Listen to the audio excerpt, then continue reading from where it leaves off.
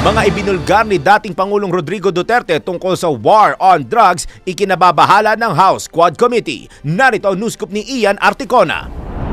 Nababahala ang House Quad Committee sa anilay pag-amin ng dating Pangulong Rodrigo Duterte na hinikayat nila ang mga drug suspects na manlaban para mapatay ang mga ito. Ayon sa Quadcom, ang pag-amin na ito ng dating Pangulo ay lalo nagpatibay sa testimonya ng mga testigo. Partikular dito ang testimonya ni Police Colonel Royina Garma, Jimmy Guban, dating Mayor Jed Mabilog, retired Police Officer Jovi Espenido at iba pang saksi. Iginiit ng Quadcom na kasumpa-sumpa ang depensang nanlaban na ginamit ng PNP sa ilalim ng Duterte administration.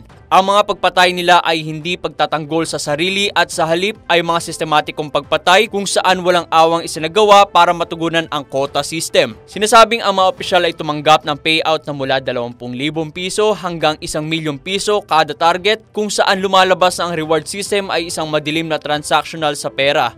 At yan ang news scoop. Ako si Ian Articona, nagbabalita ng tama, naglilingkod ng tama.